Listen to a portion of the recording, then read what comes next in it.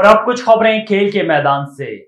Pakistan cricket board نے Australia کے David کو ٹی20 ورلڈ کپ کے لیے قومی ٹیم کا پرفارمنس کوچ مقرر کر دیا۔ پاکستان کرکٹ بورڈ کے مطابق ٹی20 ورلڈ کپ کے لیے ٹیم مینجمنٹ میں مینٹل پرفارمنس کوچ کی تقرری کی گئی ہے۔ اس عہدے پر آسٹریلیا کے معروف مینٹل ہیلتھ ماہر ڈیوڈ کا تقرر کیا گیا، جو اس سے قبل IPL کی ٹیم چنائی سپر کنگز، بگ بیش کی ٹیم میلبرن اسٹار اور آسٹریلیا کے اولمپک ایتھلیٹس کے ساتھ کام کر چکے ہیں۔ پاکستانی بلے بازوں نے آئی لینڈ کے خلاف تیسرے ٹی20 میچ میں ریکارڈز کے انبار لگا دیے۔ تیسرے ٹی20 میچ میں قومی کپتان بابر اعظم اور محمد رضوان نے پارٹنرشپ کے نئے ریکارڈ بنائے، جبکہ بابر اعظم نے سب سے زیادہ 50+ سکورز کا ویرات کوہلی کا ریکارڈ بھی توڑ دیا۔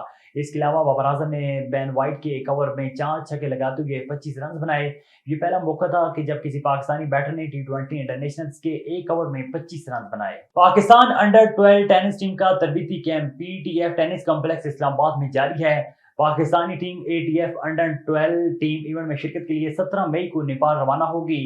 ATF انڈر 12 ٹیم ایونٹ جنوبی ایشیا کا ریجنل کوالیفائنگ ایونٹ بھی ہے، جس کے مقابلے میں 20 سے 24 مئی تک کھٹمنڈو نیپال میں شیڈول ہیں۔ ان مقابلے میں پاکستان، نیپال، بنگلہ دیش، بھارت، بھوٹان، مالدیپ اور سری لنکا حصہ لیں گے۔